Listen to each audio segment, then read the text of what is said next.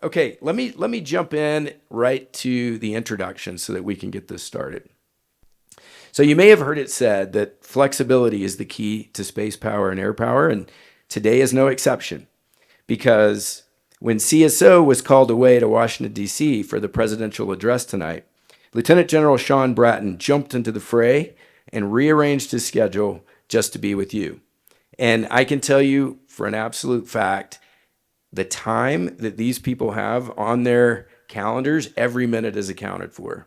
And so that's a big ask. And he was like, I'm all about it. I'm going to do it. I'm going to prioritize this event. And so we're really grateful for that. General Bratton is the Deputy Chief of Space Operations, Strategies, Plans, Programs, and Requirements for the United States Space Force, based at the Pentagon.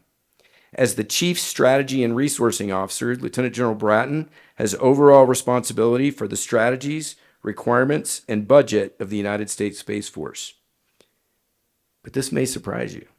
He wasn't always a three-star general.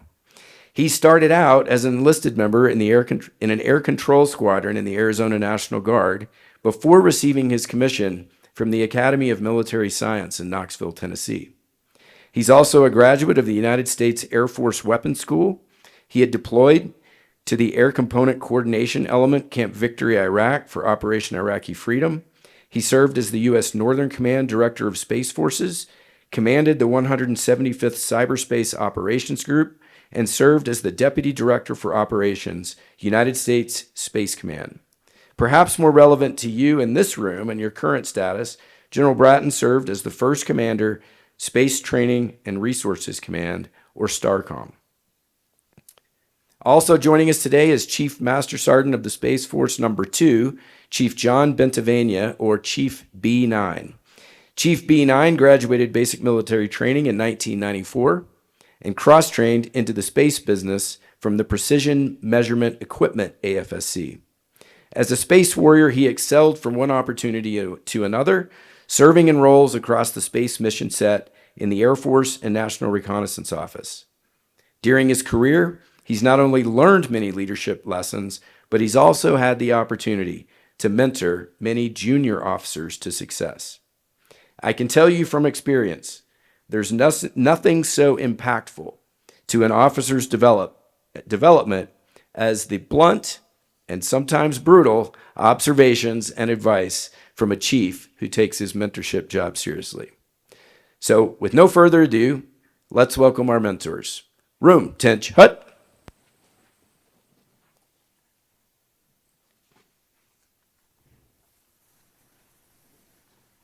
Hey, take your seats, please. Thanks, sir.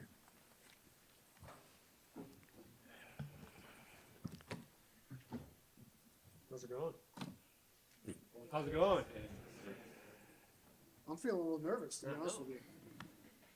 I did this exact same thing this morning with another group, and I tripped when I stood up on stage, so I'm already way ahead of where I was. So, gentlemen, we're going to afford you an opportunity to just take a moment and share some advice with the people in the room.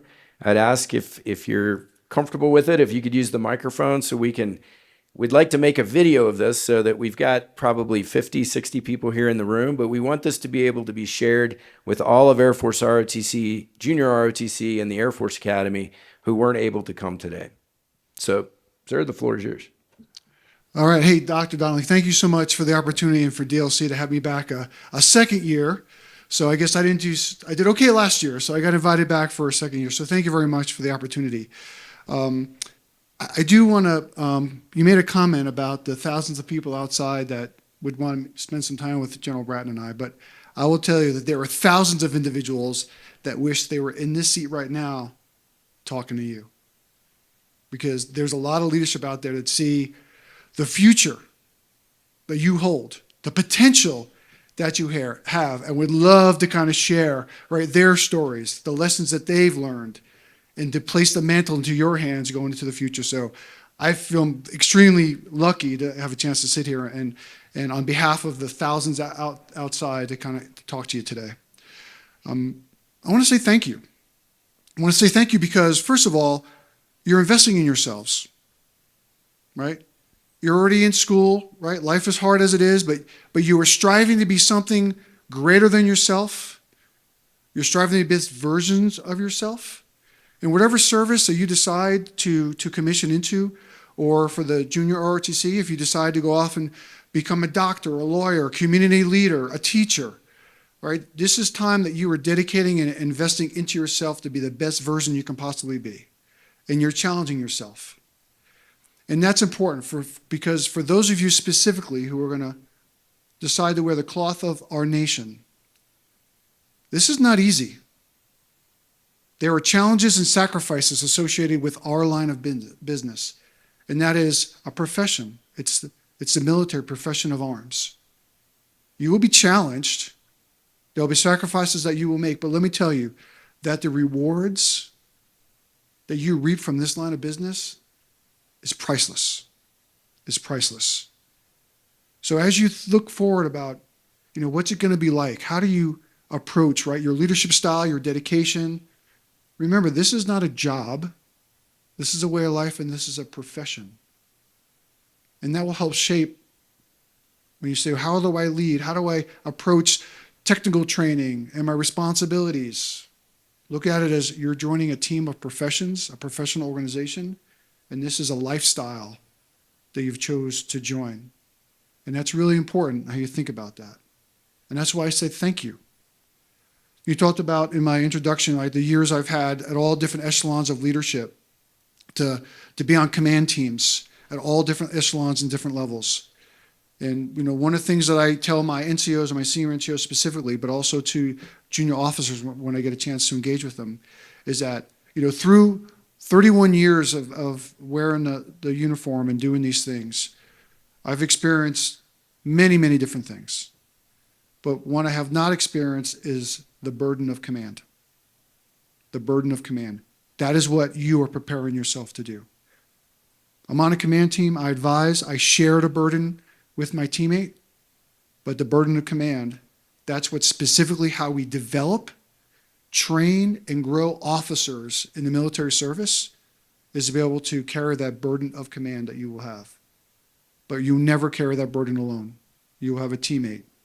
Hopefully, right, a good NCO, a good senior NCO, because that's how I grow the enlisted guardians of the Space Force, is to be teammates, whether it be a flight chief as a captain or a senior lieutenant, a squadron command, a delta command, a field command, or be the chief master sergeant of the Space Force and team with the CSO to help those commanders carry that load and be advisors and be really good teammates. So my promise to all of you, especially who will be coming into the Space Force, is that when you commission, you get to the first, you're a flight commander, right, or you're leading a program that you're going to have a good NCO, a good senior NCO is going to be a good teammate to you and help you execute the responsibilities that are placed upon your shoulders as a commissioned officer. So I'm excited to be able to, hey, I want to hear your questions and get a chance to talk about some of that, but I wanted to make sure I set the stage and kind of how I view this profession, some of the expectations I leverage upon you, and I said I really want you to think about this is a very unique, specific way of life. It is a profession that is to be taken seriously, but the rewards are immense. Thanks. All right, let me get a sense of, where's the UC Boulder crowd that I saw this morning? All right, you guys here, I promised them a great story. Go Rams. They're going to judge me on that. CSU crowd's here. Where are you guys from? Colorado Springs, UCCS. Anyone outside of Colorado schools? Where are you guys? South Dakota State University. South Dakota, all right. University of Central Florida. All right. Way to represent all the way across country. Yeah. Anybody else who's JROTC? We got Civil Air Patrol. I misspoke earlier. Get Civil Air Patrol. Out of Colorado local area. Yeah, all right. Okay. No, I just got to see who I'm talking to. I promise, we do a lot of prep for these events. We talk about questions, what do we want to say, what's the messaging. Dr. Donnelly's communicating to us on sort of what the forum is. And he said, hey, always good to start with some wisdom from the chief or a story. And I'm going to tell you my favorite story about what I view as one of the first guardians all the way back in World War II. and how that I came into this story and played a role with this specific individual. And so you guys probably studied in Air Force history, World War II, the Ploesti raid, a big bomber raid, one of the greatest losses of life for the United States Air Force that day. Really a tough fight that they were in World War II. There was a unit that was involved in that raid called the 328th Bombardment Squadron, that was actually before the Air Force, Army Air Corps. So these soldiers, aviators, were the crew on these aircraft. And you guys understand probably lineage and heraldry, those concepts. And so the 328th Bombardment Squadron, the lineage of that unit as it passed from the Army Air Corps to the Air Force is now a Space Force unit. The 328th Weapons Squadron at Nellis, that's the R unit at the weapons school that trains weapons officers for the Space Force. Both officers and enlisted force go through that. And so the lineage of that unit is now in the Space Force. And I was the STARCOM commander. And when something happens, into a unit of yours, when you're in command, you get this notification. And so one day I got a notification of, hey, we've identified the remains of one of your unit members from World War II, and we're gonna reinter him. He was in Arlington National Cemetery in D.C. And because I was the commander, I got the notification. And I went to the historian. I'm like, what is this? And so we traced it back, and sure enough, that during that raid in Ploesti, lots of bomber units. If you ever read about it, things didn't go perfectly. Never does in warfare. And in this raid, the bomber groups got separated in time and distance. There were navigation errors. And this led to this great loss of life because the groups went over the target at different times. That allowed the enemy to adjust and really tear them up. And so it was a low-level bomber raid. A guy named Lieutenant Colonel Addison Baker was the squadron commander of the 328th. He was working at the group level at the time, was in the lead aircraft. And you've seen all the movies, right? That lead aircraft, the bombardier is the one who drops the first bombs. Then all the other planes drop their bombs on the target. So they're lined up with the target. They hit the initial point. The lead aircraft's got to stay in line. Addison Baker's flying it. The bombardier's telling them what to do. It was a low-level bombing raid, so they're just taking fire like crazy. And the lead plane, Colonel Baker's plane, took fire. Now the engines are on fire. He's having trouble maintaining altitude. They drop their bombs. The whole group drops their bombs, but he can't recover the aircraft, and they crash in Romania and kills everybody on board the airplane. And then after the raid, you can imagine what that's like on the ground. They're going around, they're recovering bodies. They can't identify anybody, and so they're burying them in these sort of mass graves.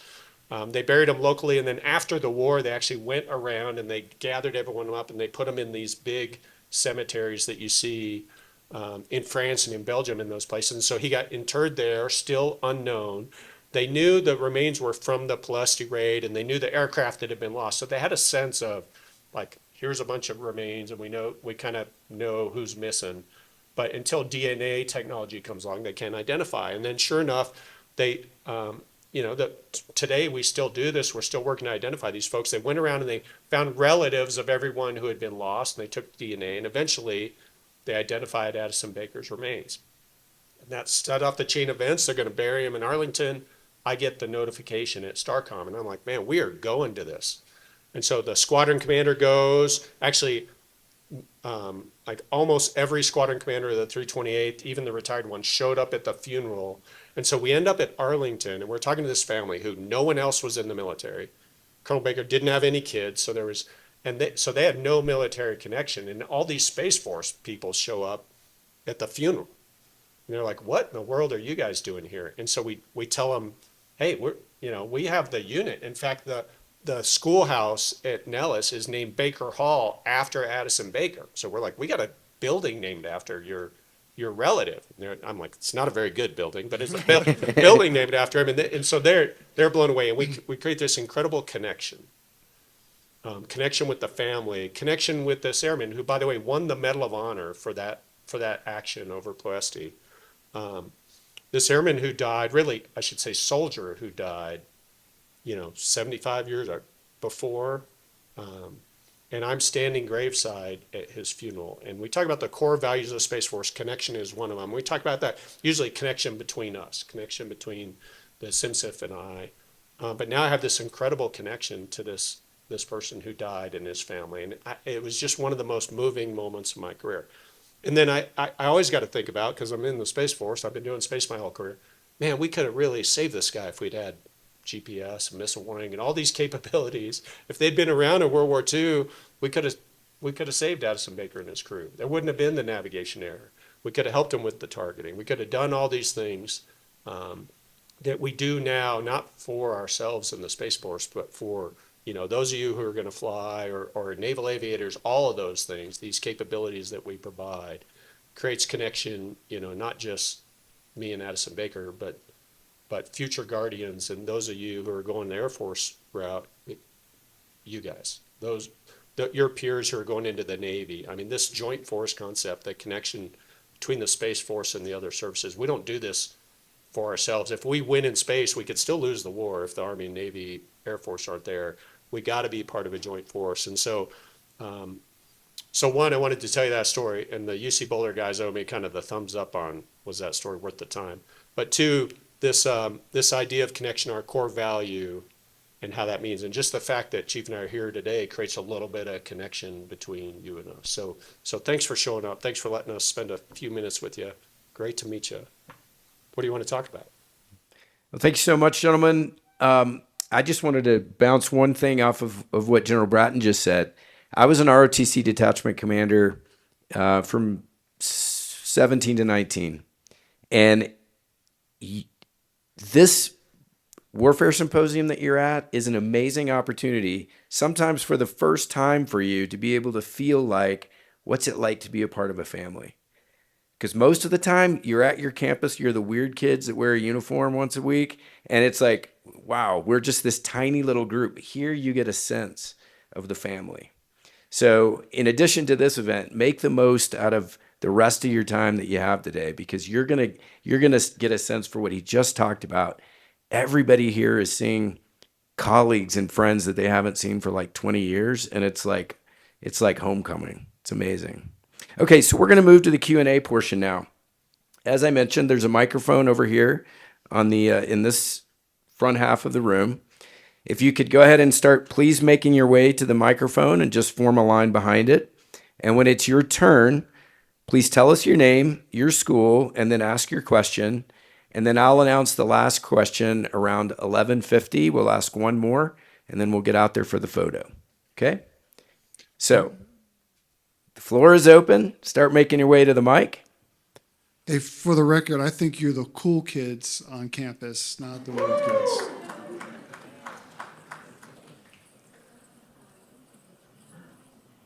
Please go ahead. All right. Good morning, guys. I'm Cadet Davis from the University of Central Florida. And my question is based on General Saltzman's speech the other day. He talked about laying the foundation for future space operations. So what can we as incoming lieutenants do to help lay the foundation for space operations? You must be freezing in this weather coming from Florida. Surprisingly, no. It's actually been pretty nice. Wow. Maybe we should have had this outside. Maybe.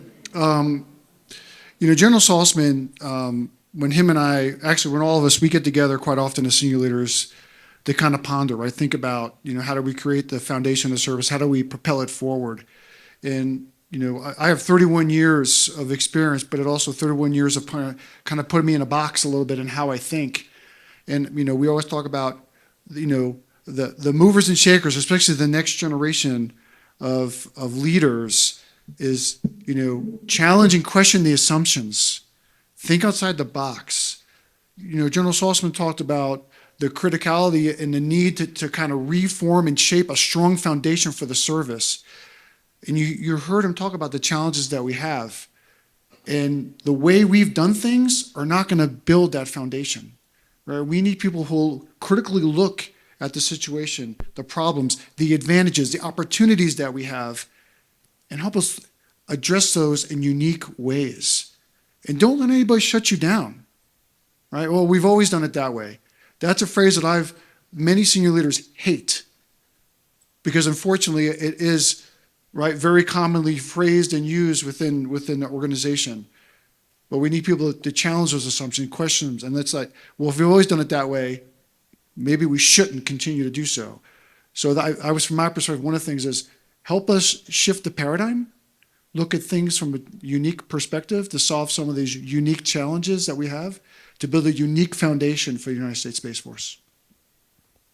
Yeah, Davis, I just had, especially early in your career, whether Air Force or Space Force, credibility is important. You gotta really master the craft, right? And so, whatever it takes, whether you're flying spacecraft or F-22s, put in all the effort to be good at what you do, whatever your job is, and establish that credibility. On the Space Force side, we're so small. You'll be the only guardian in a room full of Army, Navy, Air Force, and you got to be able to stand up and represent, know what you're talking about. They're going to think you know everything about every space system and all that. And we're not necessarily expecting that, but whatever your discipline is, you got to be an expert at it. You got to be a credible voice. Thank you, sir. Yeah. Good morning, gentlemen. My name is Cheyenne Croft. I'm from the University of Central Florida as well. My question for you is, if you could go back to the very start of your career in the military and do it all over again, what changes would you make, if you would make any?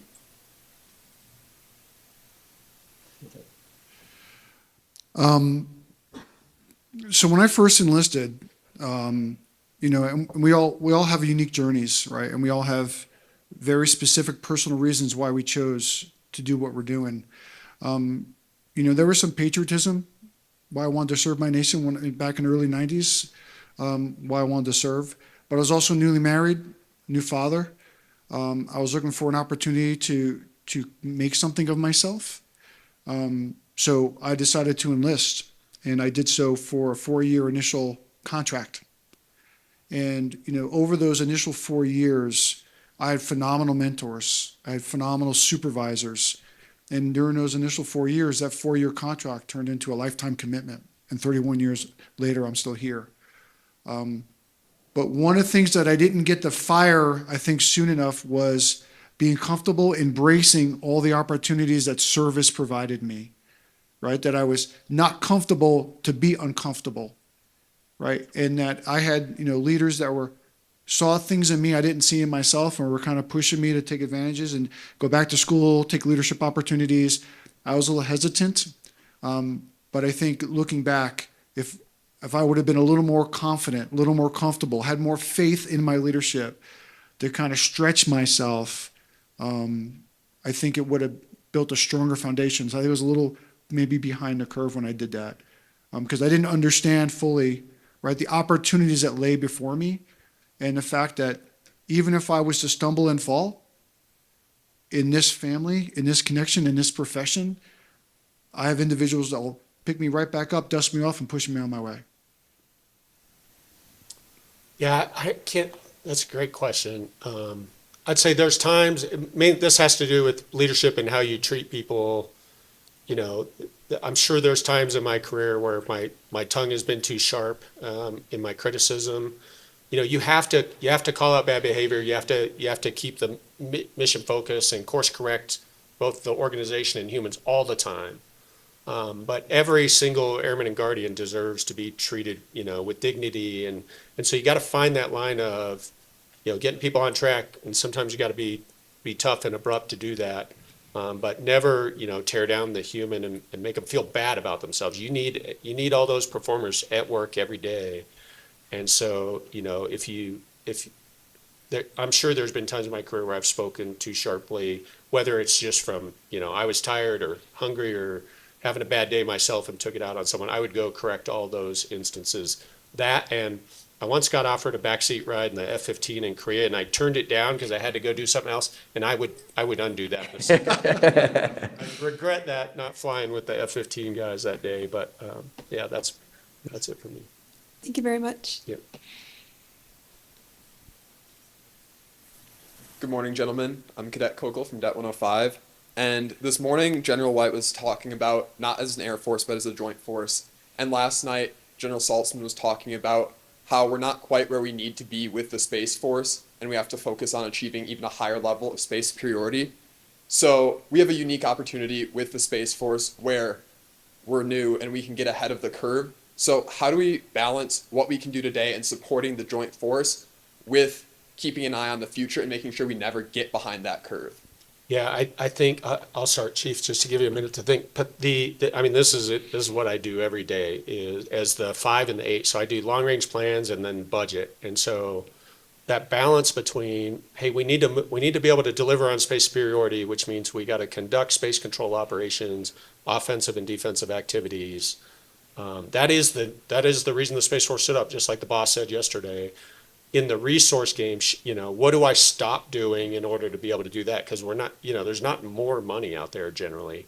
And so thinking through those trade-offs and how we move capability into this new mission area that is sort of, the reason we exist, I think is the challenge ahead. That's more the challenge sort of at the Pentagon level. I think at the 03 and below level, it goes back to the Chief's comments on, hey, you got to be tactical experts. We got to think about space superiority. Our adversaries are coming to get us in space. If we lose the space war, we lose the war. If we win the space war, that doesn't mean we win the war. So, we need the Army, Navy, Air Force to deliver in their offensive capabilities, just like we have to deliver in space. And if we don't do our job, sailors, soldiers, airmen will die. I mean, that's just, the facts are clear on that. We have to do our job as part of the Joint Force to protect those guys from space-enabled attack. I got nothing to add to that. That was spot on. Thank you, sir. Good morning, gentlemen. How are you today? Good morning. Great. My name is Cadet Madeline McSweeney. I'm a part of Det 105. My question for you guys is, being in emotionally charged, high-stress situations consistently, you probably have a thought process of how you go through to lead effectively. And as somebody who struggles with sharing my emotions pretty, pretty upfront, what's your advice for leading in stressful situations? And as a former commander of Space Training and Readiness Command, one of the philosophies is that's why we train so hard, right? Is to expose individuals to high stress environments so that you have the ability to get used to it, right? And have confidence in yourself and know that stress is okay, right? It's just how do you manage, right, that stress in those situations. So that's why a robust, realistic, right, real challenging training environment is critically important to all the services. So you get used to that. For me personally, what I've learned, and I'm kind of I'm an emotional person as well, and my teammates will tell you. But as a leader, right, you want to be genuine, but also you got to remember people are looking to you for reassurance and for guidance.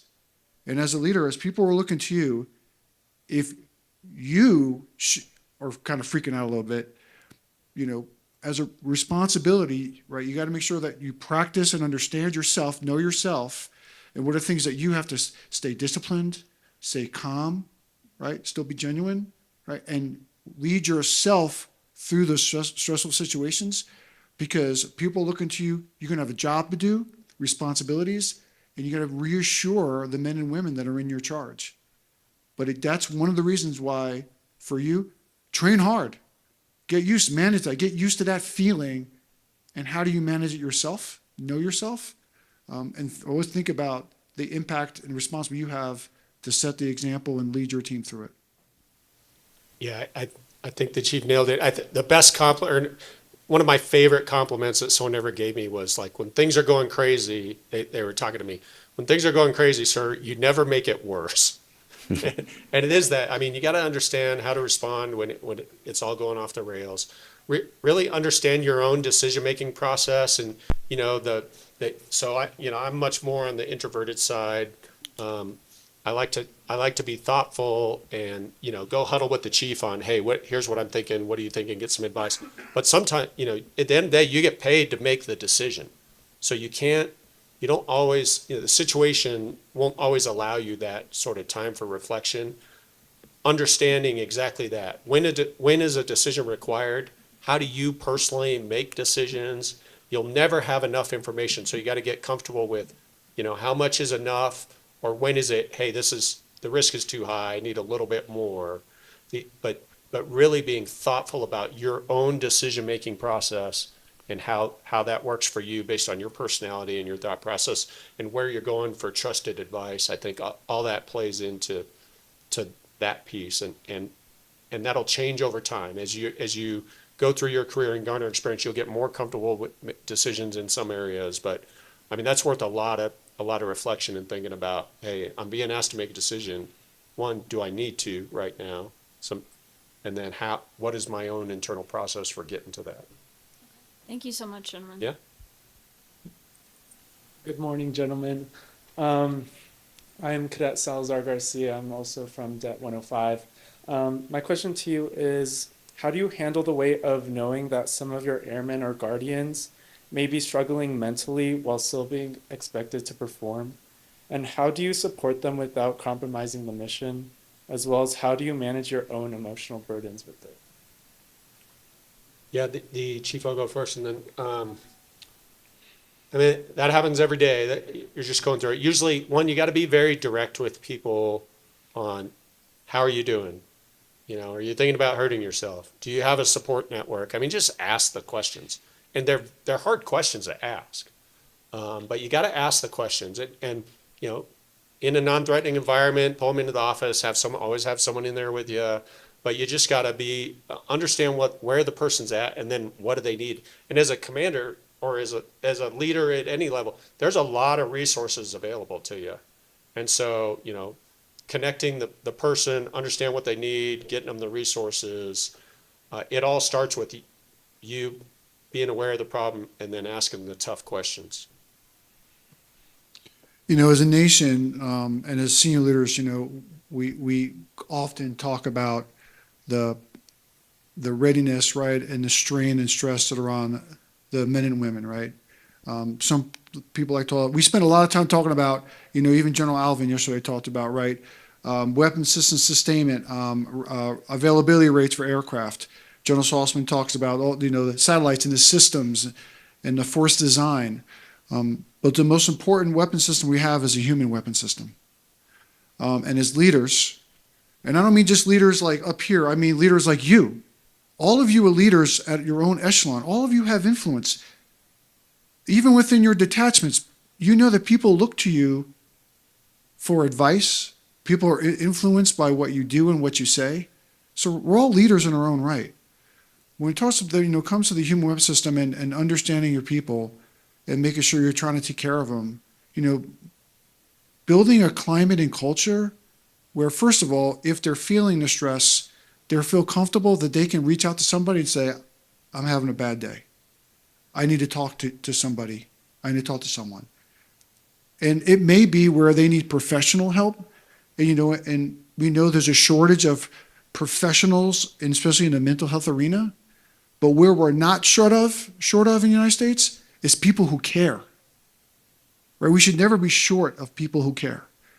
So as leaders, when you go out and whether in detachments now, when you go out and you get commissioned, right, and you're you know first responsible for the, you know, maybe it's 15 people, maybe it's 5 people, right? But are you building a culture where they feel you care about them as individuals, right? You keep them, right? They have pride in the mission set that they're doing, right? And then you know how to get them to the resources they have to get. It is not an easy ask. It's a difficult situation. But we got to remember, right, we're never short of people who care. And that's always got to be in the forefront, right? Because sometimes, and you've all been in stressful situations, sometimes what will make you feel better or maybe help alleviate some of that is knowing that someone's just willing to listen. You don't necessarily, sometimes we don't need people to solve all of our problems. Sometimes you just need someone that we can talk it out and someone who will listen, and that will make all the difference in the world and help alleviate some of the stress and put a teammate in a better place. Those are all skills and things through the years I've learned and through training and opportunities I've had. But listening is free. We have plenty of people who care. Be one of them. Thank you, gentlemen. Good morning, gentlemen. My name is Aiden Mickarts. I'm a sophomore cadet with Detachment 780 out in South Dakota. And my question for you guys pertains to the kind of connection aspect of the 4Cs. So what is your guys' like 30-second elevator pitch to connect to like people from other branches, or my buddy in Army ROTC, or even someone in the store, as to what the Space Force does, what it provides for the average soldier, like sailor or American? Yeah, I mean, for me, first of all, the baseline connection when you meet somebody from wearing another uniform is the fact we're both wearing a uniform, right? I mean, there are so many, we were at International Partners Breakfast this morning with partners from, several different nations, and I was talking to a few individuals from the UK, right? And just, right, the challenges, the lifestyle, right, the things that our families and ourselves go through is an instant connection point, right? The fact that we're doing this business because, right, we have a common purpose for a world, right, that has values and standards that, our nations are unified in what we believe in. So the connection, some of it is really easy, right, when you make that at the professional level. Now, when you talk about, hey, what does the Space Force provide? General Bratton talked about it, earlier. From a service perspective, if the Space Force isn't doing their job, other services cannot complete their mission objective, right? And it's kind of an acknowledgement of that, but also like what General Bratton said, right, is that just because we win in space doesn't mean we win the war, right? So it's that mutual, hey, we're here to support you, we're here to protect you, but also need you as well, right? And what's that common ground you can kind of start talking to operationally, but culturally, identity. Sure, there's some rivalries just between CU Boulder and CSU, right? But at the end of the day, right? Somebody made a face. But at the end of the day, we're all part of a professional organization. Yeah, I Chief nailed it, and I talk a lot about our commitment to the Joint Force. If there's a space fight, we're having that fight in order to enable Army, Navy, Air Force, Marine teammates. I think that, right now the greatest support of the Space Force is really the Navy. They really understand how critical space capabilities are to their fight, and we understand how critical the Navy is to winning the war. And we've got a really good team, relationship with them. I don't think there's a lot of rivalry in that sense, and so, we understand what they bring. They generally understand what we bring. Not always the how, but they know it's important to their mission, and so. Yeah, and then you figure it out in training. Train together. Thank you, gentlemen. Good morning, gentlemen. I am Cadet Copeland, a sophomore at CU Boulder Detachment 105. And my question for you today is, in a position of leadership, how do you decide what work to delegate and what to take on yourself? Yeah, that's a great question, and it's you'll constantly be challenged. I guess what I would offer is do the things that only you can do, whether that's by an authority that you're not allowed to delegate, and then expect, delegate the things that you can. And so, but the trick there is once you delegate something, you gotta let that person own it. Don't come in and save them, in the end on if they're struggling. Support them, but when you delegate something, you gotta let that leader then lead. And sometimes it's hard. I see a lot. I struggle with this myself. I'll delegate some and I won't like the way they're doing it. And so then then I just undelegated it and I pulled it back to my level. And that leader didn't get the opportunity to maybe fail and learn from that, or succeed in a way that I didn't see possible and teach me that, they didn't do it the way I would have done it, but they still got the mission done. And so, you got to really commit to the delegation thing once you do it. Yeah, I think it was John Maxwell said, as a leader, especially at the executive level, like what are the things that only you can do? What are the things that your team should be doing? And what are the things that you should have nothing to do with, right? And because sometimes I find myself getting involved in things that really are not within my job jar, not within my scope of responsibility. Maybe it's an interest item, but then I'm neglecting things that only I can do.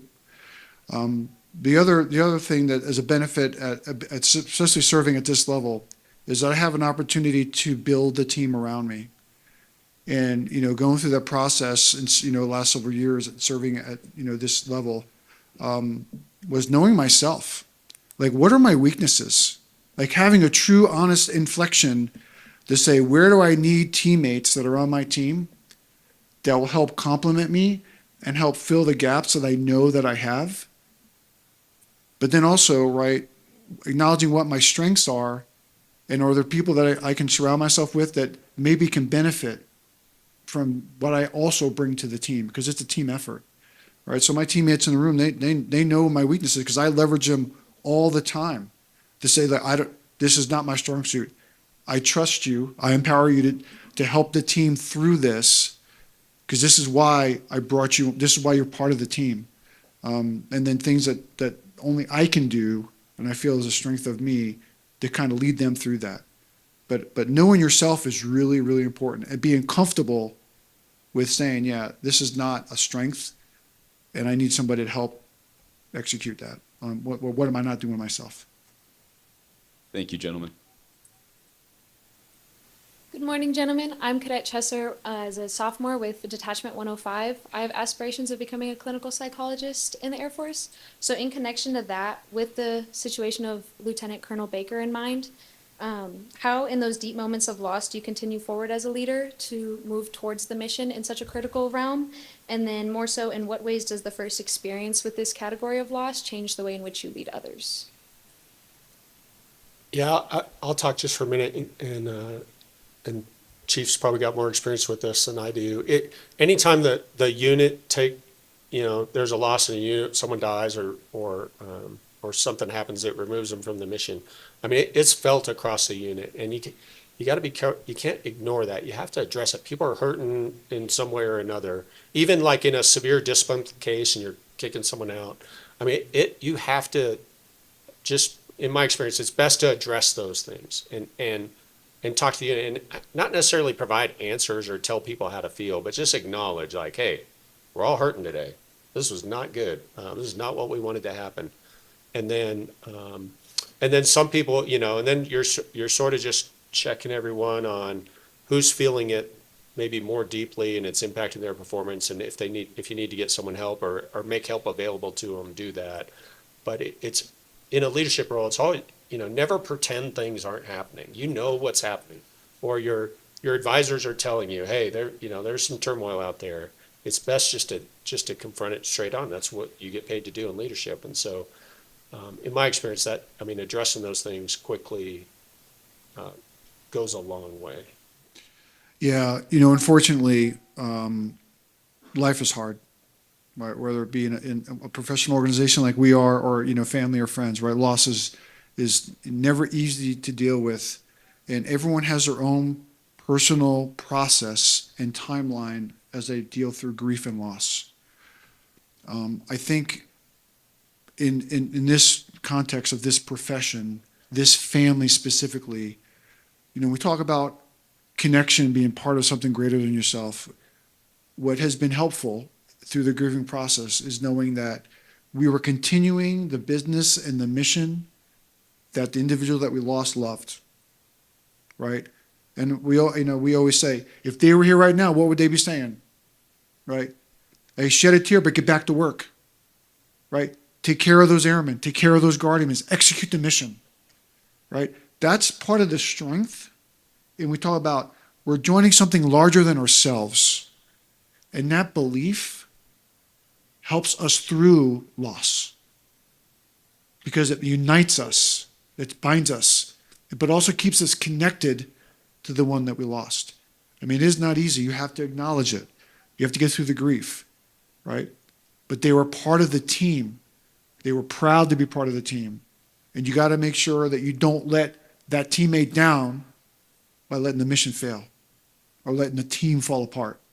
And for me, that has been kind of a touchstone or something that I've talked about with when we've unfortunately lost somebody. Is it the 100% solution? No. Every situation is a little different. But that's usually a common thing that I go to help us through that process. Focus on the mission, take care of the people, because we were all part of this. We all have an identity in it, and we cannot let that fail. Yeah, hey, I just add, on the flip side of that, equally celebrate all the wins. When someone does great or the team gets something, that communication as a leader to your team, don't make it only when the bad things happen. I mean, celebrate every one of those victories. that's a really powerful connection builder for whether it's a small team or a gigantic one. I mean, really highlight those things, call out people who are killing it. That goes a long way too. You got to do both ends of the spectrum there. Yeah. Thank you so much, gentlemen. Good morning, gentlemen. I'm Cadet Javernick from Detachment 105, and I'm a freshman. The question I have is, what is the biggest distinction between new officers that build the airmen and guardians below them versus those that don't? The new officers that I've seen that are successful, one, you got to be open to input. You still have to remember you get paid from day one to be a decision maker, and so don't be afraid to make decisions when you're delegated authority. It's those early days, it's hard, and so because you don't always know what you're doing, and someone's asking you for leadership and make a decision, and that's when you rely on those around you. Hey, here's what I'm thinking about doing. What do you think? In the end, you're the decision maker, so be careful about giving away. And I've seen maybe this would be the behavior to watch out for is don't give away your decision making authority. You're an officer in the Air Force or the Space Force. That's what you get paid to do.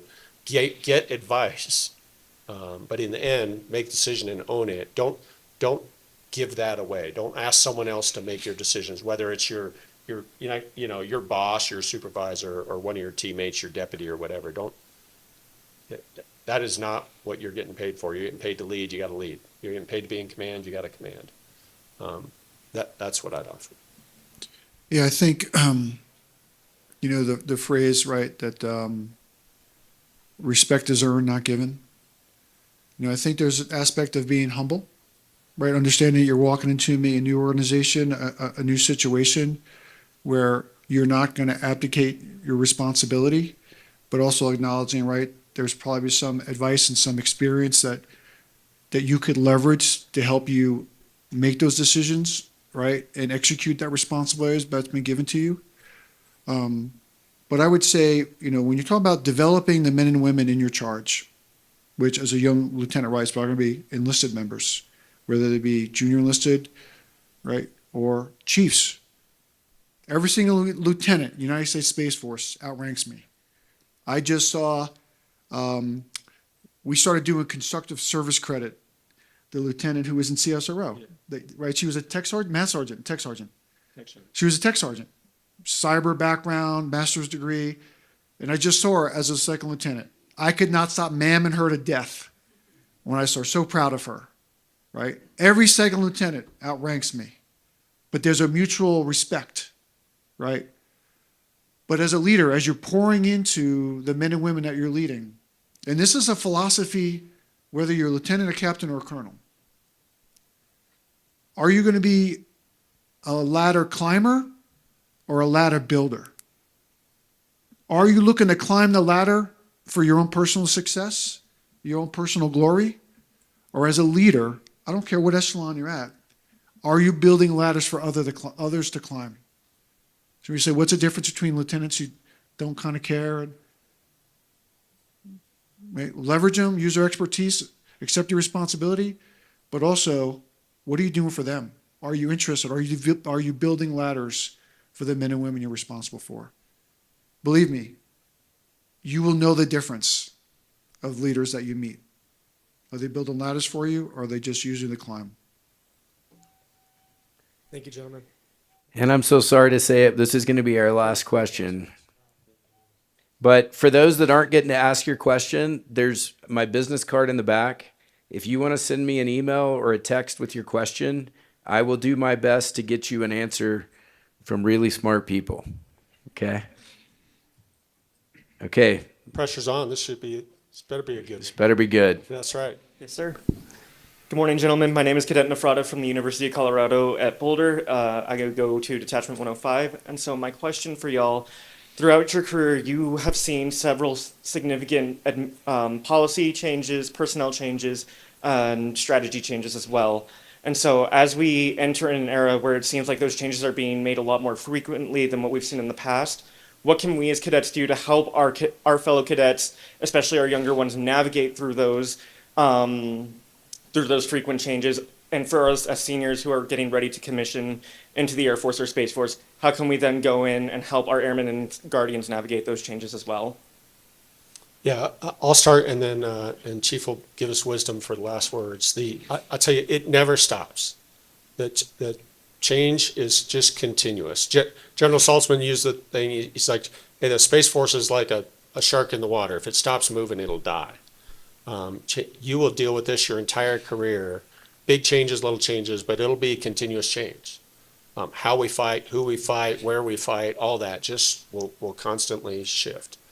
And so it's really just, how do you navigate that? The best way, clear communication. There's no better way to deal with it. Here's what I know, and here's what I don't know. And I mean, I'm talking to my team in the Pentagon right now with all the change that's going on, just trying to stay on top of that. But also, hey, here's all the things I don't know, and I'm trying to find out for you and get you good information so you can make decisions.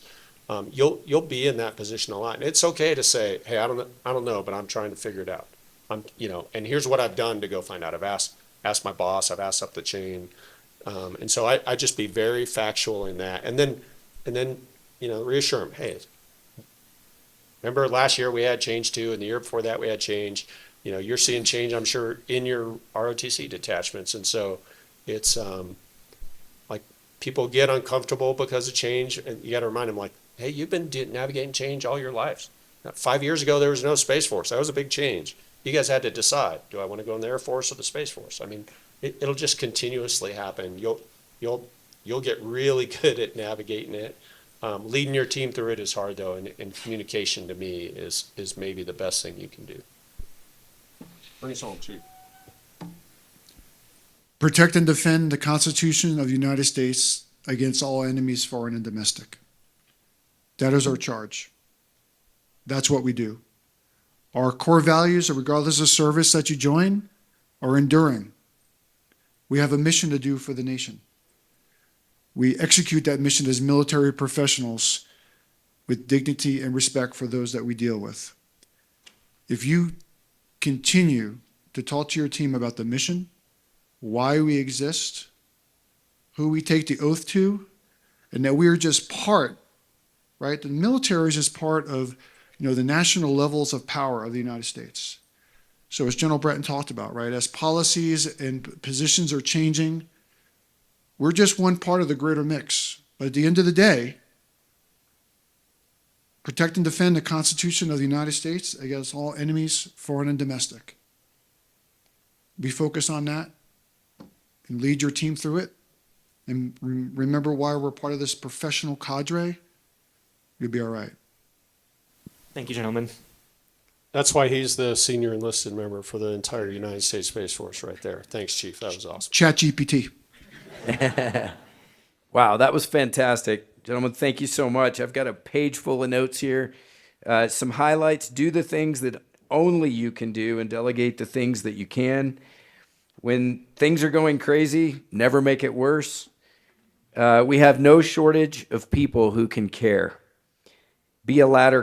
Don't be a ladder climber, be a ladder builder. And that's just the wave tops. So much goodness. Let's show them a round of applause. Awesome.